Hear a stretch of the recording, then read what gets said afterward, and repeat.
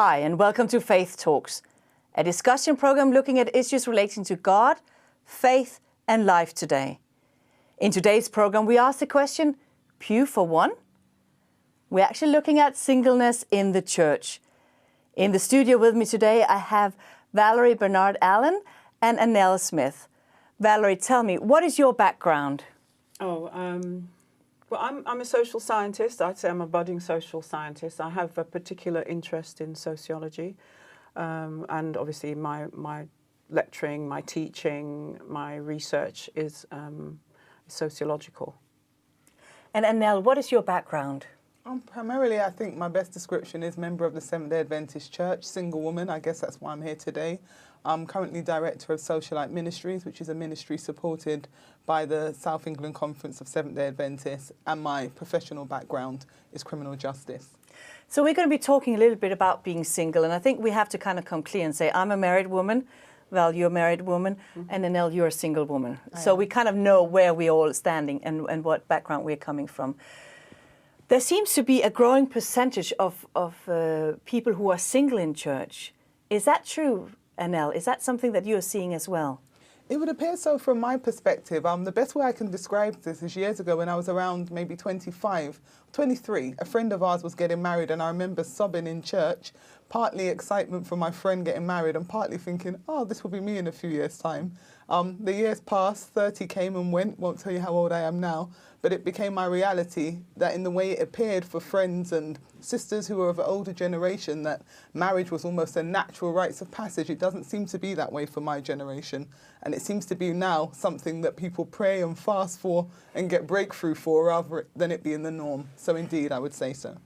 What are some of your studies suggesting, Val, on the increased level of singleness in the church? Well, that's an interesting question because I don't actually look at statistics in that sense. I mean, I've obviously done the reading around that to build my literature review. But in terms of wider society in general, there is an increase in singleness, particularly amongst women. But for people in the church, singleness has always been there. There's always been a relationship between being a Christian and being single. It's just that issue has been silenced or it's been ignored. And so there's always been a presence of single women, and particularly in the Caribbean context, because my study focuses on Black Caribbean women. Singleness is part of the narrative for many Caribbean communities, and it's in the church now, and it has a presence in the church, and there's an uncomfortableness about it, and so now we're becoming more aware of it and beginning to discuss it. So it's not really new, as far as I'm concerned. Yeah. When we talk about singleness, I want to come back to the whole uncomfortableness around singleness that seems to be dominant in the society of churches. But when we talk about singleness, you alluded to it when you said, when you're young, you're single and then you expect to get married. That seems to be the narrative that we're all told, particularly as women, that we put our life on hold and one day the prince will come on the white horse or whatever it is. Yeah. So when we think of single, we often think of 20-something-year-old. Is that what describes and defines singles today? I have to be honest with you, in my experience, I think people tend to more so take on an identity of being single when the age at which they're expected to marry comes and goes. So for example, when I was in my 20s, I was my parents' daughter or I was a student. And it's only as I progressed and got to the age where everybody started to say, well, what's happening? Are you dating? Are you marrying? That I became aware of myself as a single woman per se. And an uncomfortableness surrounding that at times.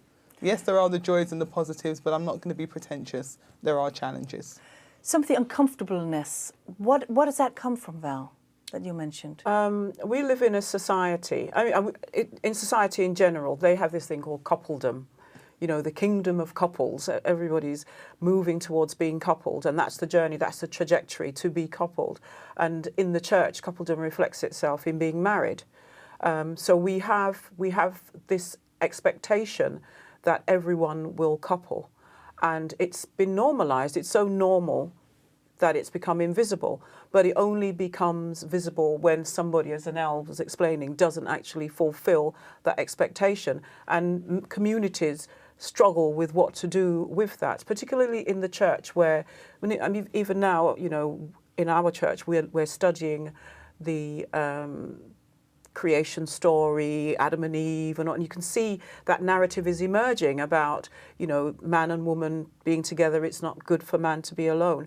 It's not good for man to be alone. So when people within the church communities can't meet that expectation, the narrative that we have is that it is not good, and that brings that uncomfortableness. That's the beginning of this a sense of feeling marginal, feeling that you failed, etc. So for me, it's socially constructed. The environment, the community, the theology reinforces that sense of uncomfortableness, but we usually equate it to the individual. But it's something that we actually generate.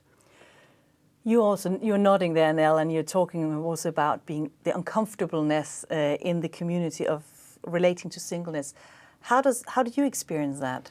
I often refer to what I call prolonged singleness, or singleness that outstays its welcome. And I think as long as you're in a space that life is constructive, you're feeling fulfilled, that's okay. It might be a slight irritation that people are saying, what's going on, when are you getting married? But I think when you yourself start to feel the void, when you're desiring to be part of a couple and that hasn't happened for you, when you're dealing with the frustrations, I mean, the truth is, one of the big things for us is that as Christians, we believe in the biblical model of marriage and of abstinence before then. Now, we're human beings, we have desires, and it's not to say it's all about sex, but there is a natural desire within people. You know, you transition through puberty, the body is made ready for reproduction and the joining of man and woman.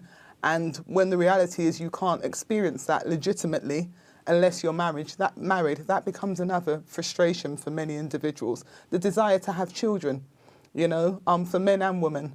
But the reality is, I think we all need companionship. We all need to be reinforced and supported and appreciated. And I think marriage offers, when it works well, a context in which all of that can occur. And I think although you can get those things outside of a marriage, it can become increasingly challenging in a society that's rushed off their feet, that's strapped for cash, where there's a range of challenges that occur. Yeah, I believe. That's interesting. But how do you deal with that? How do you deal with that living celibacy, living in abstinence, which is the ideal? But as you rightfully say, you know, we are created for something else as well, when, you know, we come of age in many ways. What are some of the frustrations or coping mechanisms that you have come across? I'm not asking you personally, but as a leader of singles ministry, I'm sure this is something that you end up discussing. Indeed, indeed. I think the reality is, the first thing is having a healthy identity. It's belief in the Word of God. There are times when you're feeling high and strong on the Word of God, and there's times when it gets a bit weak and wobbly. But I think there's a lot of prayer. There's fasting that comes into it. There's having a network. I must say, one of the things early on when I was getting involved in singles ministry, and Val and I were talking about it, I said, one of the things I was determined about after turning 30 was that I noticed a lot of friends, they seemed to start to lose that sparkle, and it all became about, are you married yet? Oh, not me. And I thought, no, I'm not going down like that. I'm going to have an empowered life. I believe in living abundantly. My sister gave me a great book, which was by an author. Her name eludes me at the moment, but it was called Single, Sassy and Satisfied. And that really gave me a new perspective. And the reality is, there are many aspects of my single life that I enjoy. I like the autonomy. I like the freedom. I like the ability to be able to flirt decently, of course, without that being a problem, and to enjoy a range of different relationships. There's so many constructive things that there are. The time you have, the independence, the ability to give yourself into other people's life with a bit more freedom in a way that you can't necessarily do if you have a partner to consider. A bit different for people who are single parents, but there are many positive aspects, you know. No, and I try to enjoy those. I use Psalms and various other scriptures to bolster my faith at times when it gets tough. And I think another coping mechanism is trying to avoid risk situations. So I'm not pretentious. I'm aware that I'm a woman and I like men. So I manage the way I handle my relationships and the situations I put myself in. And then I'm really glad that you're talking about some of the positive, because we don't want this to only highlight all the negatives. Every stage in life, as I see it, has negatively and positively. Absolutely. And everywhere you are, however you find yourself, there are positive and negatives. And I think you were alluding to it earlier, when pressures from church communities say, oh, when are you getting married? Almost like your life is not complete by itself. Do you feel your life is not complete by itself? I would say there's an aspect of my life that feels that there's a bit of a void, but there are other aspects of my life that feel very full. And I can't say that I sit down feeling, oh, married women are having a much better life than me. When marriage is great, I do think it's exceptional, but there are often marriages where there are challenges. So I enjoy many aspects of my life, but the truth is, I think I would like to share Annell with somebody else at this time. However, on a more intimate way, of course, I share my life with a range of other people. But the reality is, I think there's also, years ago, I'll put it this way, a friend asked me, Annell, what will happen if God never comes through for you in that area? And I have to be honest, in my heart, I believe I will marry one day. At that time, I was like, Annell cannot compute, God not answering, will not process. But now I've come to the point where I've resolved that with God and said, this is what I'm asking you for. I'm believing all that your word says. However, you are more to me than this area of my life getting the fulfillment that I might desire. You can manage that. And so I continue to approach God. Times when it gets challenging, I'll speak to him about it. But I think I'm veering off the question. I'm sure you're No, but that's actually, that's actually describing a very strong faith that, you would desire to meet somebody at some day. At the same time, you are not just sitting around waiting. You're putting your faith in God that if that is his will, it will happen down the road. But also being realistic that it hasn't happened at this point. Yes. Social networking, if I'm honest, I think that does play a part in a lot of people's coping mechanisms. I'm not sure if it's really a long-term solution, but it does, at least in the immediate sense, give you a degree of connectivity. My issue is that I feel often it ends up being quite contrived, but in the immediate instance, you can have exchanges, you can have a sense that there are various things going on in your life, and I think that happens. There are various other things that I believe singles do use as coping mechanisms that might not be necessarily appropriate for me to speak about on the show. But I mean, we're all adults and we're sensible people that aren't necessarily the best thing. And I think that these things are to be avoided, and that's one of the reasons why I think singles ministries are so important. All right, we'll come back to a little bit more about singles ministry. Val, I want to hear a little bit about more your research. You have research into, you can probably describe it better than I can. What is the title and what is the research entailing? Well, my original title, which I'm constantly changing, is like the construction of singledom within Seventh-day Adventism.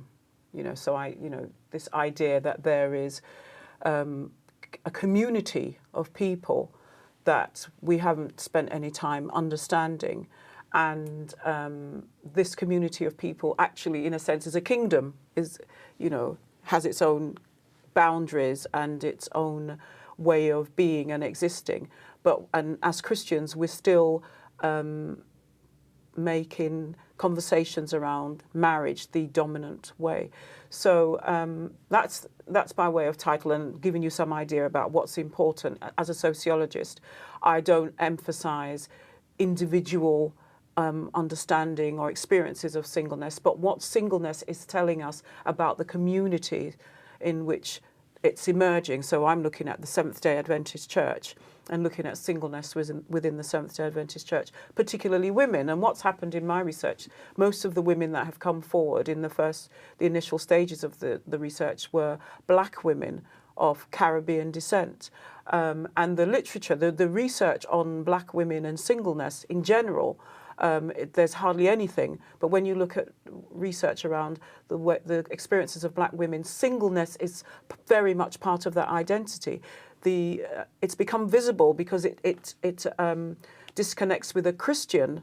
You know what Annell was saying about getting married, and you talking about somebody coming along on a white horse, for example. The Caribbean women have for a long time been single. You have to explain that. Why has Caribbean women been single? Oh, there's so many reasons. You have to. That's like a massive PhD. But there's a lot of indications around the way in which the Caribbean islands actually came into being. The Caribbean islands came into being as these are post-slavery communities, and that's the only reason the Caribbean exists as we know it. It didn't. It wasn't that people migrated there. People were forced into a particular space, placed on volcanic islands, with fragmented communities and no sense of who they are as a people apart from slaves. Very much like the children of Israel. You know, actually it's similar, sort of 400 years of slavery. There's a lot of similarities there. And there was a complete breakdown of communities, and the roles of men and women were completely fractured in the slave experience. And so they placed on the Caribbean islands trying to eke out a community, but many of those narratives, sort of pathologies, have remained. And one of them is that women do not marry. And women do not need to be protected. And so and it's what's fascinating in my research, even though you're looking at a Christian community of women who expect to marry, etc., that they still draw on those narratives of being marginalized. They draw very much on the narrative of strength. And the research, particularly in America, looking at black women and strength, indicates that as women present themselves as strong, they present themselves as more masculine. That's the narrative. If you're strong, you're superwoman, you're more masculine, you do not need to be protected. So one of the things that's happening in our community is that a large percentage of men in the Caribbean community, this is generally, not necessarily in the church, marry outside of their race. We have I think 2/3, you know, I hear 60%, 70%, the statistics change, but of black women, Caribbean women, do not marry. And it's not new, but it's new for the church because things are becoming much more visible now. So that's just one answer, you know, as to why. So singleness it's there, there's a lot of information, there's a lot of resource around singleness as a lived experience. And we need to begin to understand how black women live out their singleness. This is what I'm saying in my research, and it's pretty fascinating stuff. So these, you know, you talked about somebody coming along on a white horse. That narrative is about being taken, being rescued, being chosen, and it's how many women live out their identities as women, not being chosen. That's really powerful, you know, that we have this narrative that women should be chosen by men. And so how do women who are Christians actually live out their narrative, live out their lives with that narrative? I mean, obviously, some of them, they've been chosen, maybe dated or whatever. But the fact that they have not married, it doesn't mean that they haven't chosen, because women are not choosing as well, but they haven't been chosen by the right one, the person on the horse, coming and rescuing them, and they carry that identity, and that's part of the uncomfortableness. And that, by not being chosen, kind of looking also at the statistics of the percentage of men and women in church. You know, just pure math will say there is a large percentage of women who will not find a partner within the church. Yeah. Some people are saying within the Adventist church about 65%, 70% are women. That means 30 to 35% are men. Just pure math means that doesn't add up, that everybody gets a partner. That's quite high. How do you kind of deal with that, Annell? I have to say, even though Val says she hasn't so much dealt with stats here, she's much more a statistics person than I am, definitely in many of our conversations. And I have to say, some people might say that I'm taking on a sort of unrealistic mentality, but the way that I deal with it personally is to take more of a faith perspective and just know that the God that we serve, he's not limited by statistics. There were many situations, many stories we see in the Bible of things that didn't make sense. You know, the Red Sea opening up, Israel passing through, the Egyptians being killed. That's not everyday stuff. I personally believe, and that's one of the things that have really defined the approach I've taken to ministry, is more prayer, more seeking God's power, more expecting the blessings that God's provided. And I believe the reality is, for many of us as women, if we were so determined to fulfill our desires to get this man on the white horse, there is possibilities outside of the church to achieve that. For many of us, based on faith, we believe in marrying believers as the Bible advises. And so we're making an effort to glorify God with our choices. And I do believe that God will honour us. And there are examples of women, okay, with men it's a little bit different because they have more to choose from. But there are examples of women in the church who have waited on the Lord, who have experienced God blessing them in that area in times when it didn't seem possible. Now, I want to talk a little bit about... I'd like to respond to that, if I may, in terms of a solution. You asked, Annell, you know, how do single people sort of deal with that? But it's the church has a responsibility as well. And I think that if we keep emphasising, there are the statistics out there and there are the sex ratio differences. This is a reality, and I think the church communities have a responsibility to review the way that they centralise marriage. You know, we are social beings, and once something becomes popular, people want that. One of the things that we do in our communities is that we centralise marriage over and over with that, that's fair enough. But in that centre needs to be other diverse, you know, experiences, and singleness is part of it. Christ was single. Yeah. We have no theology on being single, but Christ was single. Adam was single before Eve.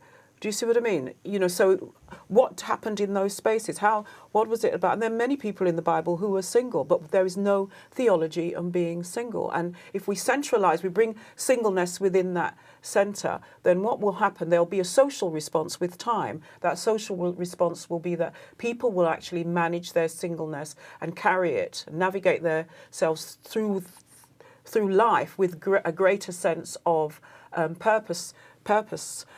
Annell achieved that because of the type of person she is. We need to create communities where people don't have to do psychological gymnastics in order to achieve a sense of belonging in their identity with Christ as a single person. The community should be creating that. And if you look at where Christ, when he was here and where he stayed and who he connected with, he marked out a completely different territory for us. Because of sin, things will go wrong, and family and marriage is part of that stuff going wrong. And Christ, you know, in the New Testament is saying, well, you need to build communities, intense communities of belonging. It's not just about, you know, I've got my partner, I'm married, oh yeah, poor single person over there. We are meant to redefine the boundaries of community, and that's what's, even though my research is not theological research, that's sociological research, these are the implications for me. It's about creating new, and this is the challenge for the Christian. We are meant to be radical, cutting edge, alternative, and we're not doing that. We are buying into coupledom in exactly the same way. We have no space for celibate people. The Catholic Church placed celibate people into a particular space. But we don't have a psychological space for celebrating celibacy. So when you transition and you're 30, 40, 50 and still single, you know, that becomes a denigrated identity eventually, you know, and that's not good. I largely agree with what Val is saying here, and I definitely do believe that actually we need to promote how singleness can be lived in a healthy way, and actually the value of singleness. The reality is it is a gift for some people. I often use Jesus Christ as the prime example and say, do you think he would have been able to conduct the ministry in the way that he did with a wife and children? I'd beg to say no. At the same time, I find it hard to grasp the idea that marriage is maybe only so much desired because of PR and marketing, and if you suddenly shift the focus, people are going to feel differently. I actually do believe it's something. Val wasn't saying that. Okay, well, I stand corrected. But it's just sometimes the impression, could come across. To bring singleness into that central position. That's what I keep marriage there, but bring singleness into there and begin to look. Let's have lesson studies on what is it like to be single, the theology of singleness, you know, the benefits, all the things that you were talking about, but centre it. Mainstreaming, I agree. It's not an odd thing on the side. Yeah, to be marginalised and poor thing, we'll wait for them to come into the centre with us. Yes. Yeah, that's the point I'm making. I agree with that. And the truth is, though, that the reality is that singleness is probably positioned itself now to be the majority position and marriage the minority. What I would say as well, though, in addition to legitimising singleness, I do think the church also has a responsibility to create an environment where more legitimate marriages can occur. And I believe that's something that's within the church's power, and I think there's something about the way the church was structured and the way the activities were set and the community existed that enabled that to happen more readily in years gone by than it does occur in current society. I think you're very right, both of you, in when you're saying that the family and the coupledom has kind of been seen as the nuclear of the church, what holds the church together. But you're actually saying, Annell, that, you know, Jesus himself was single, and the church wouldn't function if single people didn't lift their part of the weight, and sometimes they seem to be lifting more than the couples themselves. So I hear what you're saying, but how do we as a faith community bring that into being? How do we kind of incorporate more than ourselves? Because we get caught up in what we're told about find a partner early, get 2.5 kids, and there's always something, on the road of what you should be doing. Yes. But how do we actually extend our family communities and being more than that nuclear couple? We need to. Can I respond? I think that we need to use the same processes that we have used to centralise marriage. So we've, through our studies, through the socialisation of children, through bringing, like what's happening now, this discussion, but in a much more systematic way, Yes. not just moments, episodes of centralising singleness, but, a sort of concerted, strategic, Yes. prayer-filled approach to centralising that identity within Christian communities is absolutely key. I agree. And one of the things is actually having an acknowledged singles ministries within a church. I mean, there's been the same struggle for women's ministries. Men's ministries has come on board slightly after, or at least mushroomed slightly after. But it's things, for example, in socialite ministries, one of the things we've introduced and we've had for 2 years is a program called Solar Fest. It's a day of fellowship for unattached Christians. Large-scale day, speakers, seminars, praise and worship, that it's about saying, this is an important part of our church community, let's serve their needs. We designed the, I don't know if I can say, but we designed a calendar, the Living Life Abundantly calendar, which is really core to our philosophy. And it's about increasing the visibility of single people. Sometimes, people almost seem to feel that they have to hide away in a corner, sit quietly, no one will notice you and hope you get married by the time that they do.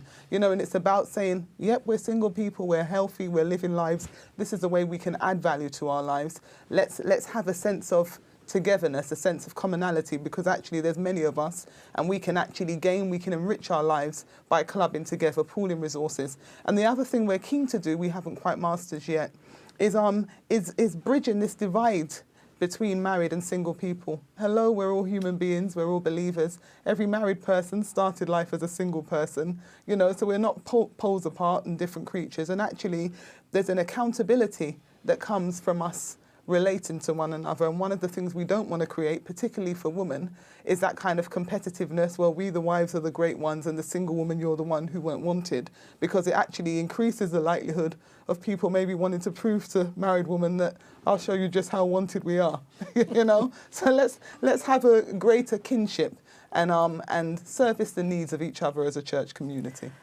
And I want to thank both of you for coming into the studio and discussing this. And absolutely, let's try to just extend ourselves, those of us who are married, who are in families, include singles in our family dinners as well. Yes. And just think of, as a church, how do we incorporate singles instead of just marginalizing them? How can we have a better community where there's space for couples, families, children, singles, old people? How can we have an inclusive community as a church?